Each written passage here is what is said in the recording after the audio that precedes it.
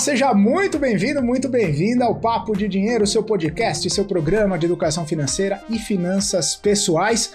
Tema de hoje importante, principalmente nessa reta final de entrega da declaração do imposto de renda. A gente tem até o fim do mês de maio, para entregar a declaração, e eu aposto que muita gente ainda não fez essa declaração. Enfim, para tirar algumas dúvidas, para falar um pouco a respeito desse último momento, tirar dúvidas e esclarecer alguns pontos importantes, eu recebo aqui o Gustavo Filardi, gerente sênior da Nelogica, responsável pela Aquelu.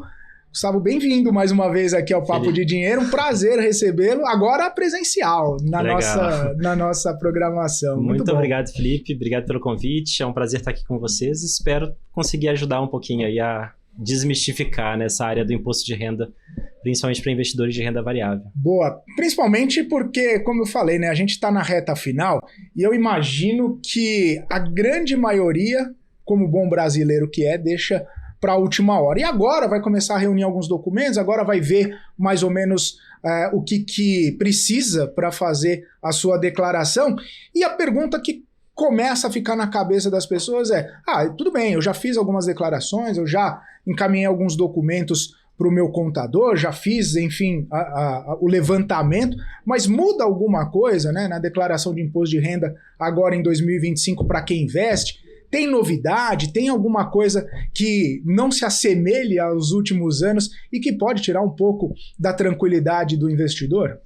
Olha, Felipe, até que não. Assim, sim e não. Sim. Né? O contexto é sempre o mesmo, é o momento que a gente vai informar para a Receita Federal, né, todos os nossos rendimentos, patrimônios, enfim. Você vai tirar um extrato financeiro, né, da sua vida para ficar em dia ali, né, com a Receita Federal e pagar todos os impostos, né, que alguns deles são pagos ao longo do ano, e agora a gente tem também a parte de mercado exterior e mercado de criptomoedas em exchanges fora do Brasil, que são pagos uma vez só por ano durante a própria declaração. O que muda esse ano é principalmente o que já vem acontecendo nesses últimos 2-3 anos com a pré-preenchida. A pré-preenchida está tendo cada vez mais informações sobre a vida do cidadão, né, e também do investidor. Já tem uns 2 anos que a parte de criptomoedas, né, as exchanges brasileiras já estavam informando para a Receita Federal as suas movimentações, os seus extratos, e agora começa também o movimento até mesmo com a B3 e naquele acordo internacional que tem entre países. Depois eu pego a colinha aqui para falar a sigla, mas basicamente a gente está tendo inclusive informações sobre patrimônios fora do Brasil, né? Os países têm um acordo entre mais de 100 países que informam contas bancárias ali, ou patrimônios, né? Enfim, investimentos que são feitos fora do Brasil, que agora são automaticamente informados na pré-preenchida. E a pré-preenchida tem ali pontos que a gente vai falar mais para frente, mas que a gente tem que ficar um pouco atento. A questão é essa, né?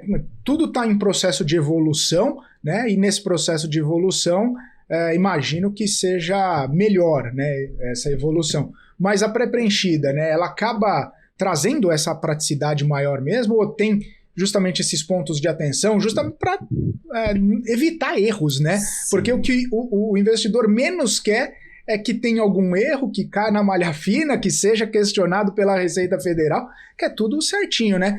A pré-preenchida pode trazer algum tipo de apreensão para o investidor? Olha, a declaração como um todo, né, já gera esse momento, né, que a pessoa fica ali insegura, né, não sabe se é melhor terceirizar com o contador, se dá conta de fazer, se pede ajuda para o sobrinho, né?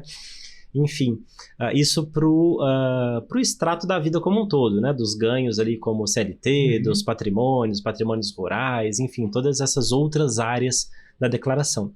Na parte de investimentos, a gente tem 2 grandes grupos, né? Que é o investimento em renda fixa. Esses são mais fáceis, né? Ali com os informes de rendimento das corretoras e bancos. Mas a parte de renda variável tem todo esse limbo, né? Esse arcabouço de informações que normalmente o investidor que precisa preencher. Com a chegada da pré-preenchida, o investidor fica assim, mas está ali, não está? E se tiver só a metade? E o que a gente sabe? A responsabilidade continua sendo da pessoa, né? Por mais que a pré-preenchida tente auxiliar, tente informar para a pessoa, né, o maior volume possível de informações, já trazer dos bancos, das corretoras, das exchanges, dos CLTs, enfim, né, várias fontes de informação que a Receita Federal tem adicionado dentro da pré-preenchida. Mas como a responsabilidade é do investidor, querendo ou não, é só uma facilidade de preenchimento. Mas esse preenchimento precisa sim ser verificado com cautela pelo investidor e pelo cidadão, né, de modo geral. Então, basicamente, eu pego a pré-preenchida, dou uma olhada, bato o olho geral ali, mas vou nos extratos da corretora, vou no extrato do banco, precisa verificar faço o cara crachar ali para ver se está tudo certo. Porque pode ser que ela tenha pegado de 80% das informações que você precisa, mas às vezes 20% uma corretora X ou um tipo de investimento que ela ainda não cobre, não está.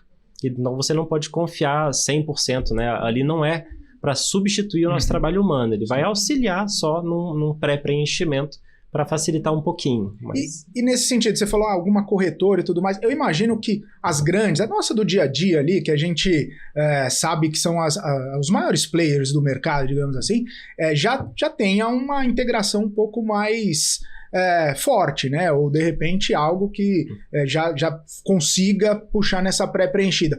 É assim ou independentemente do tamanho da corretora, a gente pode verificar ali talvez algo que não seja puxado especificamente? As regras elas estão evoluindo e os players, né, que são integrados com a Receita Federal estão cada vez, né, a gente está com um volume de integrações, de fornecimento de dados cada vez maior. Então, por exemplo, criptomoedas, né, as exchanges brasileiras, eu não lembro se foi 24 ou 23, que começou a ser integrado de forma automatizada. Agora, com essa parceria internacional, mesmo ativos de fora do país também já estão sendo ali, de alguma forma, informados nessa pré-preenchida. O grande ponto é, você vai precisar de não apenas da sua posição de bens e direitos, né, da posição no 31/12, mas você também vai precisar dos resultados do mês a mês, né, de quanto que você operou, qual foi seu lucro, qual foi seu prejuízo, e essa declaração ela não vem na pré-preenchida, independente do que seja, independente da fonte de origem do dado.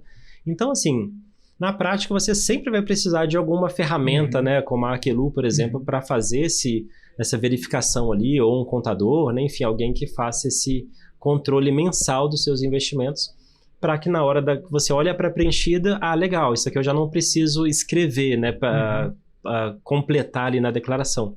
Mas você vai ter muitas informações adicionais que ainda são necessárias calcular e preencher por conta própria. Para o investidor, aquele critério segue o mesmo, né? Qualquer tipo de investimento que você tem, se tem algum investimento em renda fixa, em renda variável, tem que fazer a declaração.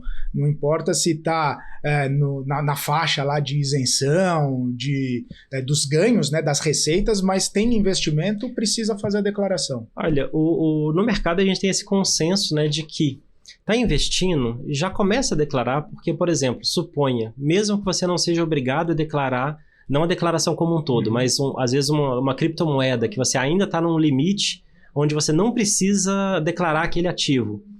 Mas chega no próximo ano, você já precisa. Então é melhor você ter informado para a Receita Federal o seu lastro, de onde que veio aquela evolução, né, daquele rendimento. Então, em todo caso, assim, de 2 anos para cá mudou, por exemplo, que se você tem ações em bolsa e você não teve vendas no ano acima de R$40 mil e você não teve nenhum lucro tributável, você não precisa declarar. Mas já tem tantos outros motivos pelo qual você precisa e que mesmo a pessoa que se enquadra nessa situação de isenção acaba precisando. Ou se ela teve um lucro em day trade, ou se ela tem um patrimônio acima de 200 mil ali, ou de 800 mil, né, de propriedade rural, enfim.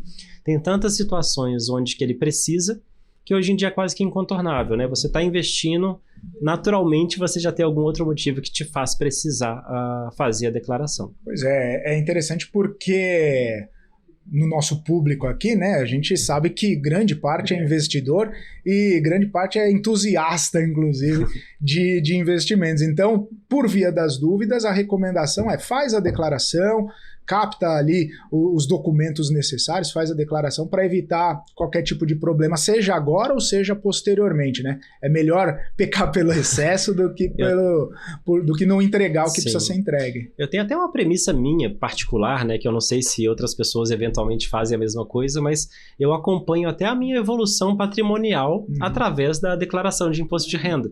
Então eu tenho ali um Excel, né, paralelo às minhas declarações, aos meus arquivos, né, que eu deixo muito bem organizado, backupeado, né, na nuvem, no pendrive, no HD externo. Mas inclusive atualmente, né, a gente já consegue entrar no portal do ICAC e ter ali o histórico também das nossas últimas várias declarações para fazer o download caso precise. Mas eu tenho o Excel com o meu patrimônio, por exemplo, tudo que eu declarei em bens e direitos, né, nos últimos vários anos, e daí eu consigo ver, olha, eu estava assim, eu piorei, eu melhorei, né, cresceu, diminuiu. Ou seja, faz a declaração, que é uma forma até de você fazer um pente fino, né, no seu patrimônio, nos seus investimentos, e saber como que está ali seu desempenho, né? Pois é. Que é também um dos motivos que os investidores adoram, né? Saber se está dando certo ou não os investimentos. Pior é quando o pessoal vê que está tendo prejuízo, aí não quer nem olhar, né? Não quer nem ver a involução patrimonial. O pessoal quer ver a evolução. Sim. Ô, Gustavo, você estava até falando, né? Você comentou a respeito de movimentações no exterior. Só para a gente deixar bem pontuado aqui essas mudanças que tiveram para movimentações de investimentos no exterior. Essas mudanças acabam também sendo uma fonte ali de apreensão, ou pelo menos de cuidado para os investidores na hora de fazer a declaração. Claro, né? Você falou que de repente na pré-preenchida já vem alguma coisa, mas as movimentações no exterior também são alvo ali de um cuidado um pouco maior. Eu diria que a pré-preenchida ela traz muito pouco do que o investidor precisa declarar, né? Assim, o que mudou? Até 2023, você fazia tanto o pagamento, né, do ganho de capital, que não era o imposto de renda, era o ganho de capital, e você fazia esse acompanhamento exclusivamente ali pelo GCAP, que era o software, né, de ganho de capital da Receita Federal. A partir de 2024, com a inscrição normativa 1888, o que mudou? Você faz agora o pagamento do imposto de renda, numa alíquota fixa, né, de 15%, e teve ganho, declara, teve ganho, vai pagar. Mas isso é feito apenas uma vez ao ano durante a declaração de imposto de renda. E esse cálculo, né, antigamente, por exemplo, como ganho de capital, ele não tinha compensação de prejuízos. Agora tem, equivalente a você tem nos mercados de bolsa, né, da B3. Então, assim, perdeu algumas coisas, ganhou em outras, mas de modo geral facilitou bastante para o investidor essa parte tanto do investimento no exterior, como também se enquadrou ali a parte dos criptoativos que são alienados, né, que são guardados nas exchanges fora do Brasil, que não tem representatividade no Brasil. Então isso, daí sim, do lado das criptomoedas teve uma dificuldade a mais, né, você separar o que está armazenado, negociado em exchanges brasileiras e nas exchanges de fora. Daqui a pouquinho a gente fala um pouquinho mais sobre isso. Boa, certamente. Gustavo, a gente vai falar daqui a pouco mesmo, depois do nosso intervalo comercial, porque eu preciso fazer um break agora, mas daqui a pouquinho a gente continua essa conversa sobre imposto de renda. Vai anotando, porque tem muita informação valiosa aqui no nosso papo de hoje. Continue aí, o intervalo é rapidinho.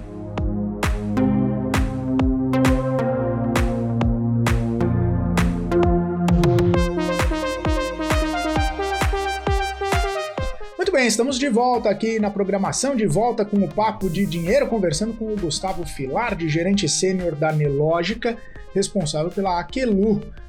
Gustavo, você estava falando sobre exchanges, você estava falando sobre investimento lá fora. Queria entender um pouco justamente sobre isso, né? A gente sabe que muita gente, quando parte para esse mundo, né, de criptos, quando faz algum tipo de investimento, tem uma série de possibilidades, né? E claro que a Receita Federal quer que você detalhe tudo certinho, onde que tá, como que tá, e custodiado, e se teve ganho de capital ou não, enfim. Queria entender a principal dúvida que o pessoal tem. Quem faz esse tipo de investimento tem que pagar o imposto aqui no Brasil. Mais do que isso, tem que fazer a declaração aqui no Brasil tudo direitinho para não cair na malha fina. Exatamente. O que acontece? A gente tem a residência fiscal. A residência fiscal é onde você paga imposto, né? Onde você está situado no mundo, né? Então, Se você mora fora, por exemplo, num país a maioria dos países, né, durante mais de 180 dias, você ganha uma residência fiscal naquele país, seja ele a Itália, Estados Unidos, onde você esteja. E o Brasil, nós, por sermos cidadãos brasileiros, a gente tem residência fiscal aqui, a não ser que a gente faça aquela saída definitiva do Brasil, né? Que daí você deixa de ter o seu CPF em qualquer corretora, em qualquer banco. Tendo residência fiscal no Brasil, você precisa fazer ali a declaração dos seus ganhos, dos seus rendimentos, do seu patrimônio, desde que enquadrado, né, nas regras ali básicas que a gente comentou agorinha sobre a necessidade de declarar. Os investimentos fora, isso assim como a Bolsa brasileira, né, de 10 anos para cá, começou a ter muita facilidade, muitas corretoras, taxa zero, né, a facilidade da abertura de contas. No mercado exterior também, a gente começou a ter ali algumas corretoras brasileiras, né, que tem representação fora, e ficou cada vez mais fácil a gente investir, né, nos estoques, nos REITs, nos ETFs americanos, enfim, nesses mercados de fora do Brasil, o que gera toda essa interessância, né, na parte ali da conversão de moeda, né, enfim, como que isso é declarado, como que isso traz benefícios múltiplos, né? Você tem tanto a rentabilidade da ação como também da moeda. Enfim, isso tem atraído os investidores, mas na parte tributária, às vezes é um pouquinho mais complicado. Então, na parte da declaração, né? A gente tinha até 2023, como eu falei, o GCAP, que era um software da Receita Federal para você fazer ali todas as apurações das suas movimentações, e era perante a Receita Federal considerado um ganho de capital, que é o equivalente a quando você vende uma empresa, ou quando você vende um imóvel, né? São movimentações que te geram esse lucro, né? E, a partir de 2024, a Receita Federal fez uma normativa nova, que é a 1888, onde que identificou, olha, agora vamos tentar simplificar.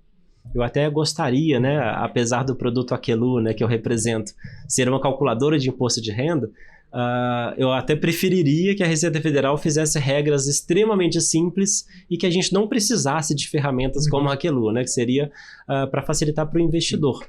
Só que hoje a gente tem esse mar de nuances, né, esse mar de pequenas regras, pequenas variações. No mercado exterior, você agora faz esse acompanhamento ali ao longo do ano, paga o imposto apenas, né, durante a própria declaração anual, e tem ali o Carnê-Leão também, para o caso das exchanges brasileiras. Então, assim, o Carnê-Leão, depois eu vou olhar certinho num próximo intervalo, mas porque como teve essa mudança ali das exchanges do Brasil de um jeito, de fora do Brasil de outro, isso para cripto, sim. E o mercado americano, junto com as exchanges de fora, está nessa classificação, né, da 1888, que faz a pessoa precisar tanto fazer o relatório da inscrição normativa 1888 no portal do ICAC, como também a declaração de imposto de renda com o pagamento de DARF centralizado nesse mesmo período agora, e não no mês a mês, igual é para os outros mercados.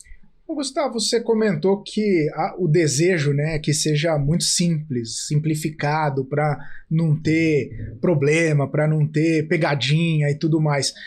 Na sua percepção, né, quais são os principais erros, né, que levam, inclusive, o investidor a cometer esses equívocos, a ter dificuldade ou até mesmo cair na malha fina? Até mesmo para concentrar a atenção e não cometer esses erros. Olha, eu falo já há quase 10 anos agora, né, na parte de imposto de renda, e eu acho que o mais básico é você se importar com o imposto de renda apenas em março, abril e maio. Né? Assim, é você achar que esse imposto só precisa ser declarado nessa época e que no resto do ano você não precisa nem lembrar que ele existe.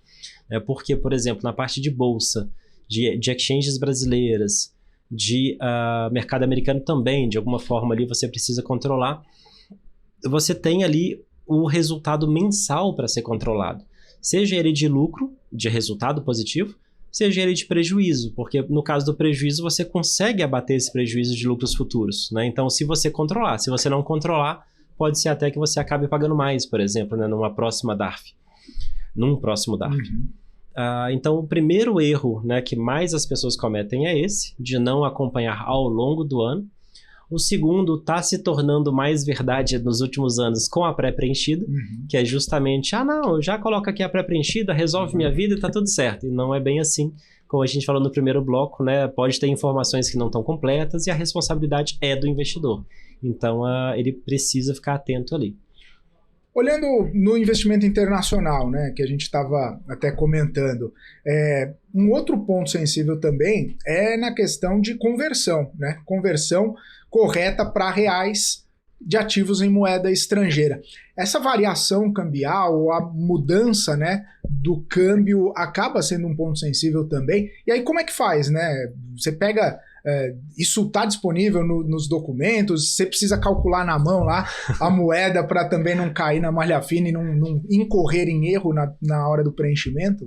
Parece, eu tô até rindo aqui porque é tão complexo, né, que parece estranho, mas sim, você precisa ter a conversão da moeda para reais na hora de fazer a sua declaração, né, usando a taxa PTAX. A PTAX é como se fosse o câmbio oficial. Você encontra esse PTAX dentro do site do Banco Central do Brasil, e você precisa usar a PTAX do dia anterior ao dia da movimentação. Então, no valor que o dólar fechou oficialmente no último dia útil antes da sua operação, você vai usar aquela taxa para converter o valor que foi operado em dólar, né, ou em outra moeda, para você poder fazer ali a adequação, né, para o nosso mercado.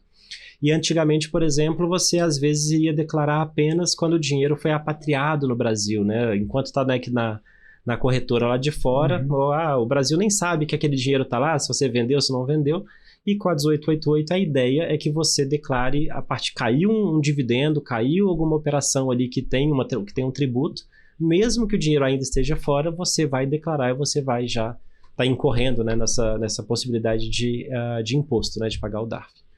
A questão às vezes você pode estar com lucro no ativo, né? Na compra e na venda, mas com prejuízo por conta da variação cambial ou vice-versa. Isso também pode trazer dificuldade aí para o investidor, justamente para pegar a PTAX, calcular quando comprou, quando vendeu e tudo mais. E isso aí também pode gerar uma confusãozinha aí no meio do caminho. Gera, né? Sim. E é por isso que às vezes essas plataformas, né, como a Aquelu, assim, facilitam nesse sentido, né, de você saber, cara, eu não quero entender a regra, eu quero só investir e ter uma noção ali do meu resultado, né? Não quero ficar também nesse nível de detalhe. Mas sim, você vai ter essa duplicidade ali, né, de possibilidade de estar ganhando ou perdendo. Às vezes o ativo até rendeu, mas a taxa cambial piorou tanto que o seu resultado vai ser, né, não vai ser tão bom. E isso vai influenciar ali no valor do imposto que você tem que pagar. A gente vai falar um pouquinho mais da Aquelu, mas só para o pessoal compreender a plataforma, né? Você coloca seus dados, você faz a sua assinatura, ele te dá um relatório do seu CPF ali, das suas movimentações, de todos esses ativos, tudo que você, da sua vida financeira de investimentos, você baixa um relatório ali preparado para fazer a declaração. Exatamente. A gente tenta facilitar o máximo possível a entrada dos dados na ferramenta, porque também é um desafio, né? Fazer uma integração com a B3, fazer uma integração com a corretora tal, com a exchange tal, permitir a importação de arquivos CSV, enfim.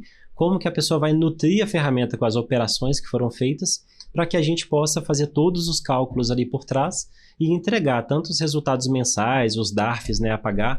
Os DARFs são diferentes, né? O DARF de bolsa é diferente do DARF de mercado americano, que é diferente do DARF de criptoativos. E todos aqueles relatórios que precisam ser, aquelas guias, né, de preenchimento da declaração anual de bens e direitos, de rendimentos isentos, rendimentos tributáveis, de doações, de dívidas e ônus, enfim. O relatório de renda variável e de fundos imobiliários, né? A grosso modo são esses. Não sei se eu citei os 7, mas são 7 relatórios que a gente traz ali dentro da ferramenta para ajudar o investidor a ter ali um grande extrato, né, de tudo que precisa ser replicado dentro da declaração dele. Teoricamente, eu posso pegar esses documentos, 7 documentos, entrego para o contador, ou eu mesmo faço e está tudo tranquilo. Não precisa grandes dificuldades. Assim, a gente simplifica muito o entendimento das regras tributárias, né, porque já está tudo mastigado ali dentro. A gente até o suporte, né, é muito ativo também para te auxiliar, né, explicando alguma coisa que você queira saber. Mas por trás dos panos ali, né, você entra com as operações, você vai analisar, claro, né, se tudo que você inseriu está correto, se está certinho, e depois os relatórios e os cálculos a gente entrega tudo pronto, então é uma baita de uma facilidade.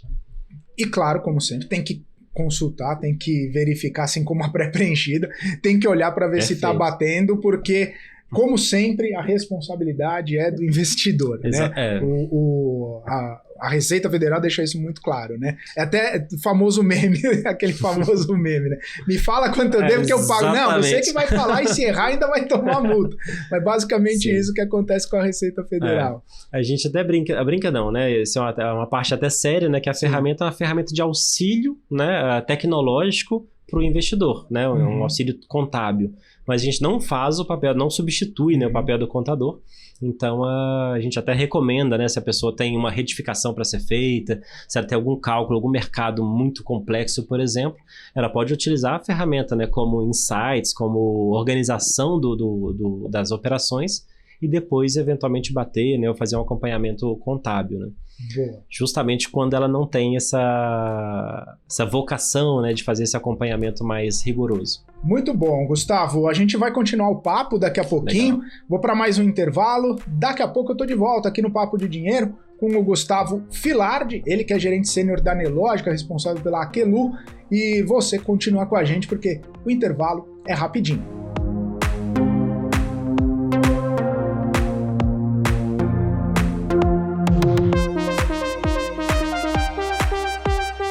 Muito bem, estamos de volta aqui com o nosso Papo de Dinheiro, recebendo o Gustavo Filardi, gerente sênior da Nelógica, responsável pela Aquelu. Imposto de renda, né, pessoal? A gente está na reta final aí de entrega do imposto de renda, a gente já tirou várias dúvidas, mas vamos agora falar um pouquinho sobre como declarar, né? Como a gente faz as declarações, Gustavo, principalmente quando a gente compra, vende, tem lucro, tem prejuízo. Como que faz essa declaração para ela ficar bem redondinha, bem certinha e também não incorrer em riscos de cair na malha fina? Tudo que puder ser colocado, deve ser colocado na declaração. Exato. O ideal é que esteja de fato, a sua vida financeira ali inteira, mas por partes, e contando um pouquinho ali, né, para explicar desde do básico, né, para o mais avançado. Na parte, por exemplo, de ETFs, BDRs, ações, mercado à vista, né, que é o mais simples ali, que é o swing trade, né, a pessoa que compra uma ação e que guarda ela por X tempo, depois vende. Se a pessoa passou de um ano para o outro, né, passou pelo 31 de dezembro, agora, por exemplo, a gente está fazendo a declaração 2025, ano base 2024. Então, ano fiscal 2024, 1º de janeiro, 31 de dezembro. Tudo que está dentro daquele ano ali, você vai ter que, de alguma forma, informar para a Receita Federal. Bens e direitos é aquele relatório que você vai falar do seu patrimônio em 31 de dezembro. Então, tudo que você ainda tem em carteira, todas as posições que ainda estão abertas. Então, você vai falar assim, por exemplo, olha, eu adquiri o ativo tal e as minhas compras, né, você vai calcular o preço médio de compra, o preço de aquisição daquele ativo, preço médio porque você pode ter tido mais de alguma compra, né, daquele mesmo ativo, e vai colocar ali, olha, o meu preço atual, médio de compra, né, é tal. Você não vai atualizar esse preço com o que ele vale hoje, é só o valor que você gastou para comprar. Já se você vendeu, daí você tem um outro relatório, que é o relatório de renda variável, onde que você vai ter os resultados mensais. Então, você precisa... Operou um mês no ano, você já vai entrar nessa guia para preencher o janeiro como foi, fevereiro como foi, o março como foi, cada mês, se teve resultado positivo ou negativo. Ali não são as suas operações, ali é só o resultado das suas vendas, né, do que você teve de movimentação, fechando posição ou reduzindo sua posição. Se teve prejuízo, você pode informar e deve informar o seu prejuízo, porque ele pode ser descontado depois. Se foi lucro, daí você vai saber, por exemplo, fundos imobiliários e Fiagro, você vai ter 20% de taxa e sem limite de isenção. Já para ações, você tem um limite de R$20 mil por mês em vendas, né? Não é do lucro, é da venda do ativo principal, onde você vai estar isento da parte tributária. E o tributo para swing trade de ações é 15%, então um pouquinho mais baixo do que fundos imobiliários e Fiagro. Já day trade, você vai ter ali 20% independente, né, se daí não tem limite de isenção, é um universo um pouquinho mais agressivo. Então, assim, em resumo, né, a gente tem bens e direitos com a posição de 31/12, você tem o relatório de renda variável, onde você vai ter o resultado das suas operações, você também tem o relatório de fundos imobiliários, com o resultado dos fundos imobiliários, e depois você tem alguns outros relatórios, algumas outras guias, né, dentro do programa da Receita, que é rendimentos isentos, onde que vai estar, por exemplo, seus dividendos, né, algum rendimento que você teve da parte, né, principalmente de ações que te geram dividendos ou fundos imobiliários principalmente, onde que vai estar informado ali quanto que você rendeu, né, daquele ativo dos isentos. Juros sobre capital próprio já não é nessa guia, já é na guia de rendimentos sujeitos à tributação exclusiva. Ele já foi tributado anteriormente pela própria empresa, você não paga esse imposto, mas ele precisa ser informado nessa outra guia. Depois você ainda tem dívida e ônus, você tem doações e direitos, você tem algumas outras guias que dependem do caso de uso do investidor, né? Se ele recebeu alguma herança, se ele tem algum aluguel de ações, né? Vai se comportando cada um no seu ambiente. Uma dúvida, preço médio que você comentou, né? Me lembrou aquela situação que a gente falou anteriormente lá de calcular o câmbio, de calcular a PETAX no dia anterior. O preço médio sou eu que calculo também, né? É o investidor que calcula. Eu comprei 10, depois eu comprei mais 5, depois eu comprei mais... Eu que faço o preço médio e coloco lá de acordo com as notas de corretagem. Uma dúvida também, junto com isso, na nota de corretagem tem emolumento, tem um monte de coisa. Eu coloco também no preço médio ou é só o preço efetivo do que eu comprei no ativo? Eu, como representante da Aquelu, né, eu acabo sendo suspeito para dizer que é muito difícil de você fazer isso no Excel, né, ou num pedaço de papel, né? Então, por isso que uma calculadora, né, que te auxilie nisso, uma calculadora específica, né, pode ser muito bom e muito importante. Mas a regra, a princípio, né, o que faz ser necessário uma calculadora é o preço médio da venda, né? Você vai calcular ali tudo que você vendeu naquele dia, qual foi o valor da venda, para saber a diferença, né, entre o preço médio de compra e o preço médio de venda. Você sim pode abater os custos, né, de corretagem, de emolumentos, taxas da B3, tudo isso pode abater o seu preço médio de venda, reduzindo assim, né, o valor eventual de DARF a pagar. O que mais que você perguntou? Enfim, esse cálculo tem que ser feito por você.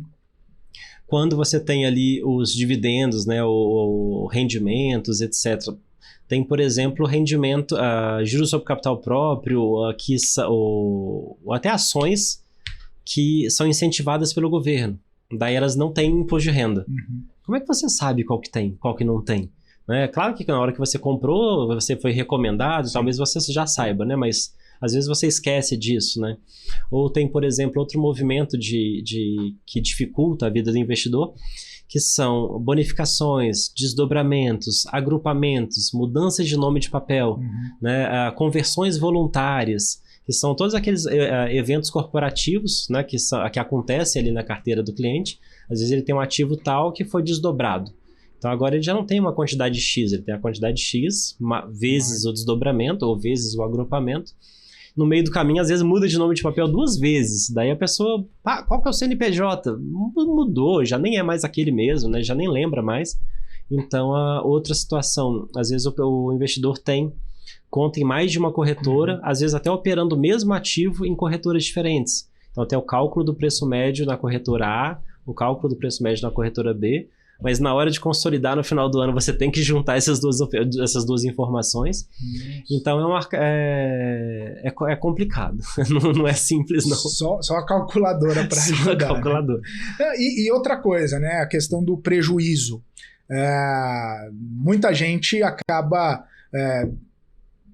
tendo, né, prejuízo e, enfim, quer saber se pode abater. Você diz que pode abater, mas isso, quanto tempo eu tenho para fazer esse abatimento, para mostrar no imposto de renda lá que eu tive um prejuízo, que agora eu tive um lucro, de repente, para poder equilibrar um papel com o outro?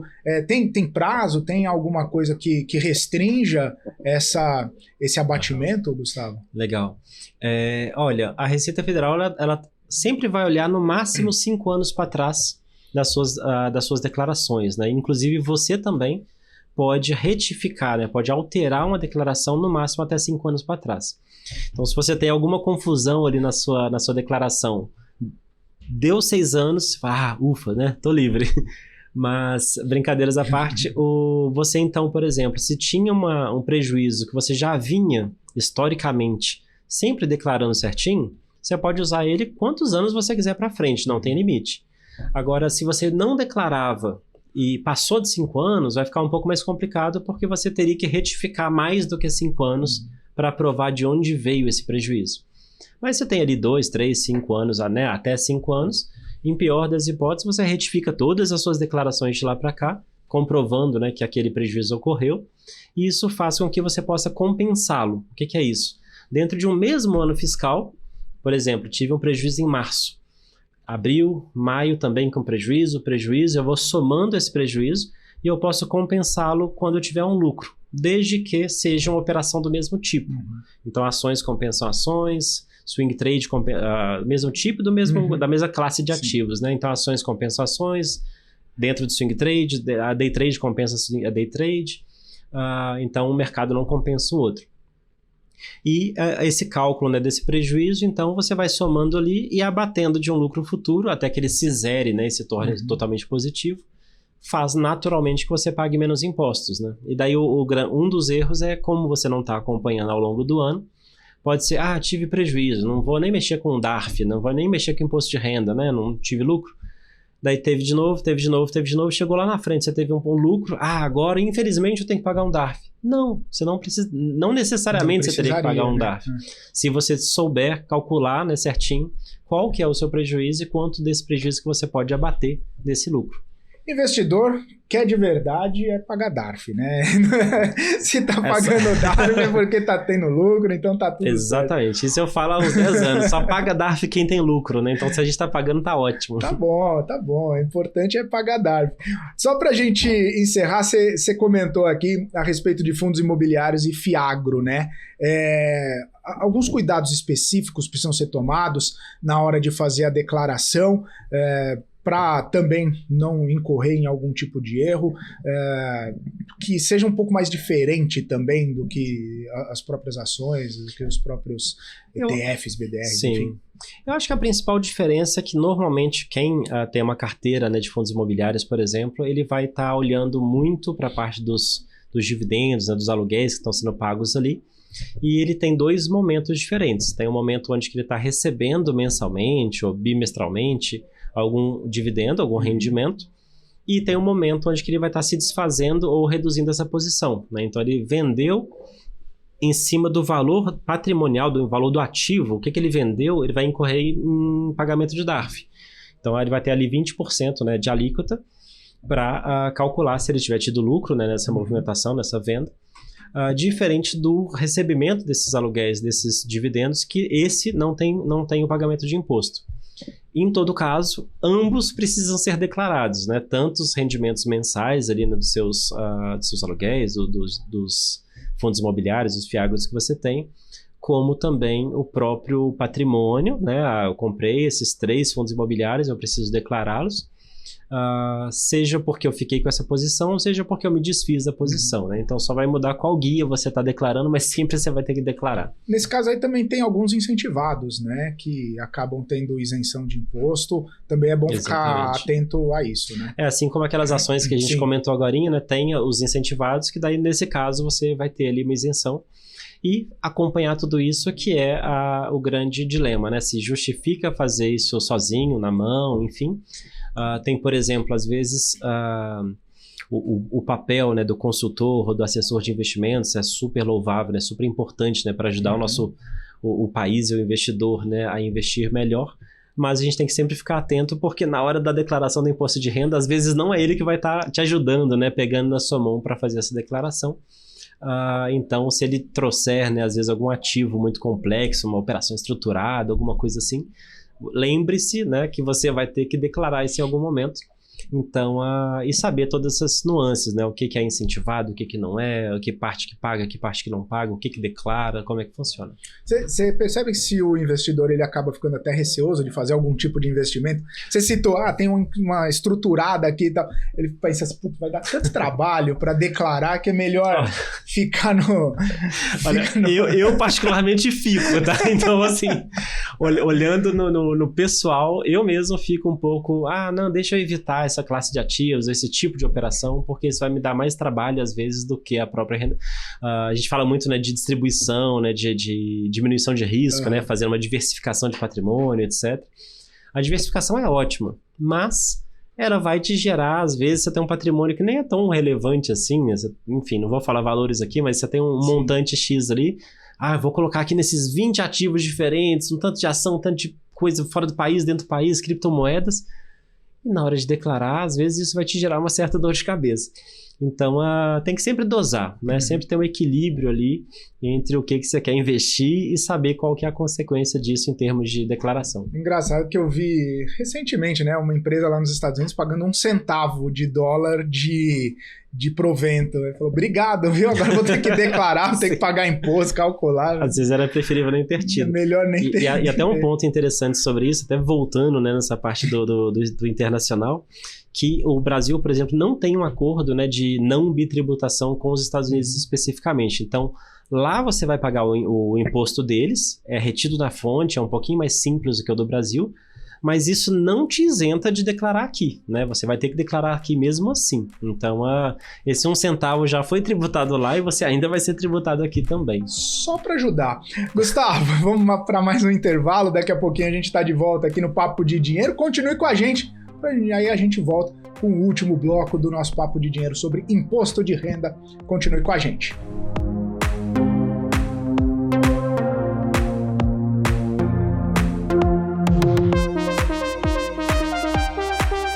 Muito bem, estamos de volta aqui no último bloco do Papo de Dinheiro, conversando sobre imposto de renda, dúvidas e alguns empecilhos dos investidores na hora de fazer a declaração. A gente estava falando, né? Muita gente tem ETF, BDR, tem investimento no exterior, tem cripto, tem renda fixa, enfim.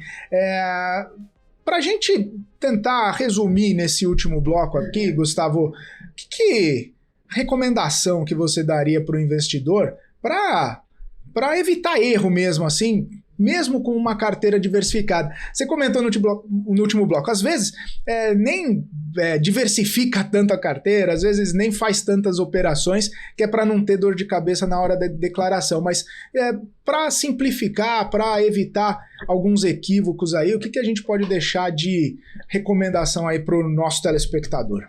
Olha, eu acho que a principal recomendação é organização, né? É você ter ali, por exemplo, operou em 1, 2, 5 corretoras diferentes, né? Fora do Brasil, dentro do Brasil, cripto, não cripto, etc. É você ter todos os seus extratos, os seus informes de rendimento, as suas notas de corretagem, separadas por mês, por corretora, por dia, ter tudo ali num ambiente, né, centralizado. Preferencialmente, igual eu falei da minha própria declaração, né? Também faz alguns backups de vez em quando, né? Coloque em alguma nuvem. Por quê? Porque a Receita Federal ela sempre vai olhar, caso você caia, né, no dissabor, né, de cair numa malha fina, por exemplo, você vai precisar provar para ela de onde veio aquelas informações que você declarou, enfim. E você tendo organizado certinho, principalmente ali as notas de corretagem, né, que é um instrumento.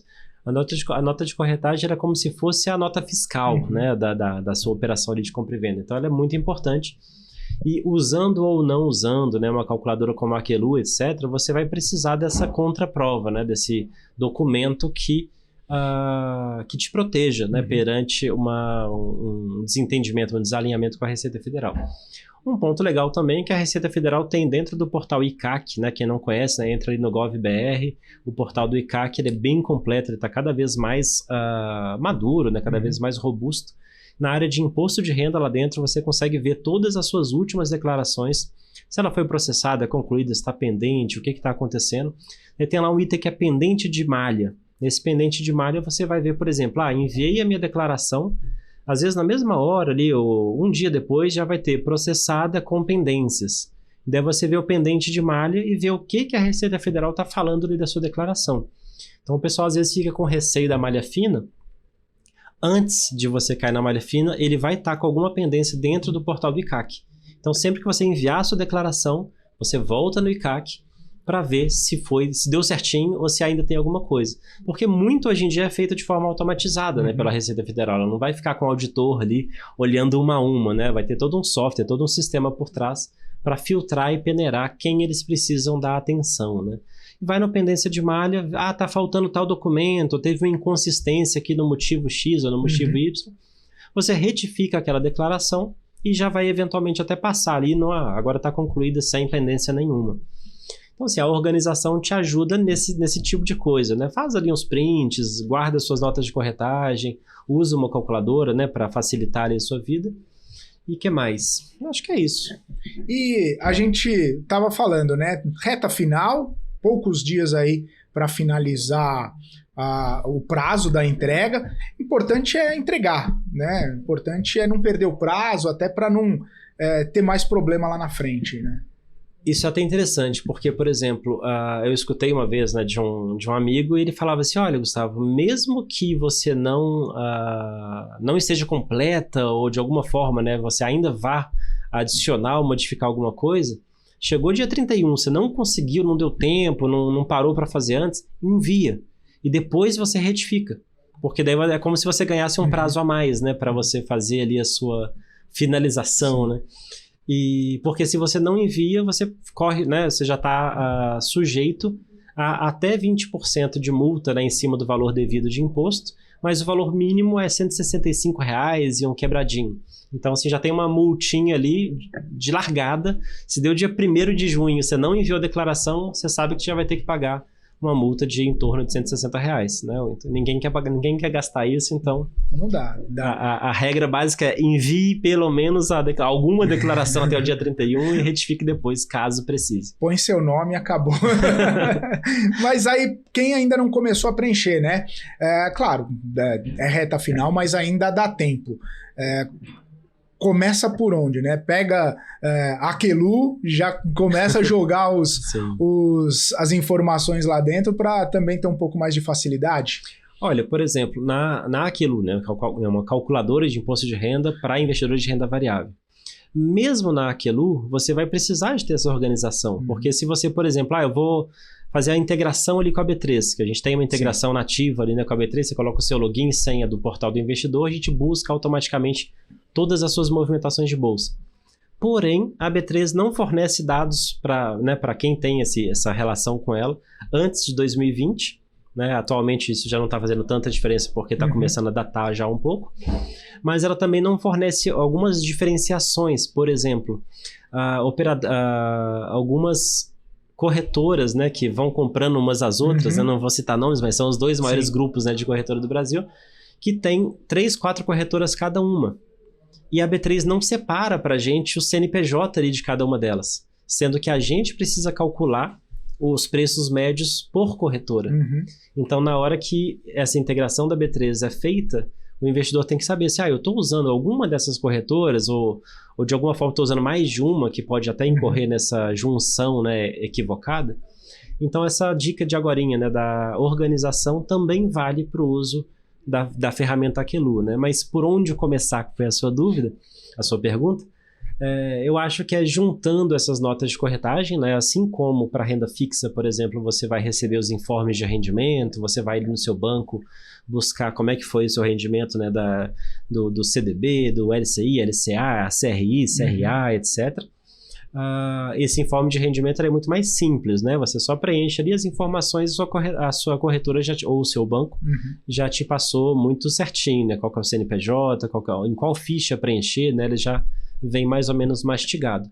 Na parte de renda variável, você vai também nas suas corretoras buscar ali os extratos, no caso de exchanges e de mercado americano, ou as notas de corretagem, no caso da B3, consolidar isso num ambiente só para falar assim, legal, partindo daqui para onde eu vou, né? E daí você tem 2 caminhos, ou usar o arquivo, né, da declaração que você já fez no ano anterior, ou ir ali para pré-preenchida, ou buscar a sua declaração do ano anterior dentro do portal do ICAC. Pré-preenchida ou ano anterior, você vai ter que começar a declaração desse ano, usando como base, né, um desses arquivos, e vai verificando guia a guia, né, o que mudou, o que está igual, o que mudou, qual que foi a rentabilidade do seu CLT, um imóvel que você tinha que você desfez dele, um automóvel, enfim, todos esses bens e direitos, não só de renda variável, né, mas do seu contexto de vida, você vai ali passando guia por guia, e depois quando você chegar na última, você fala assim, que legal, né, cheguei. A parte de renda variável, né, muito provavelmente vai precisar de um auxílio, né, como da ferramenta Aquelu. Preencheu tudo, você vai sempre ali poder brincar, né, nas opções, por exemplo, eu quero fazer a simplificada, eu quero fazer a completa, qual que eu estou pagando mais imposto, onde que eu consigo ter mais deduções legais, né, enfim, essas coisas que normalmente o contador pode fazer por você também, né, te auxiliando a como legalmente, né, pagar menos impostos, mas você mesmo pode antes de enviar, não tem mal nenhum a gente ficar ali entendendo, né, como que é feito esse cálculo do imposto, se tem algum imposto e etc.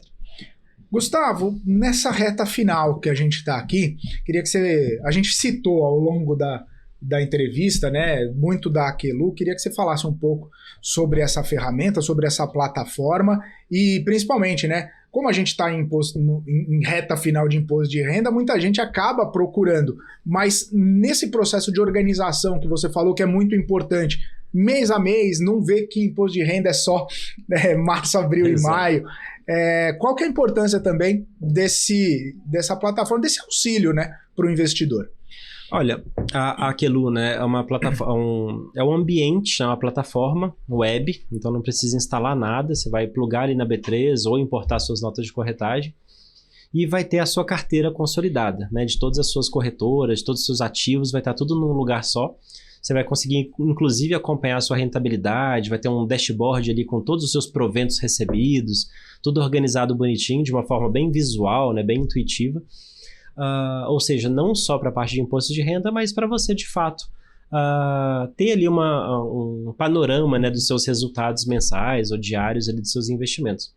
Na parte do IR, a gente vai ter o acompanhamento mensal e não anual, né, dos seus DARFs a pagar. Né? Então você pode, por exemplo, assinou aquilo agora.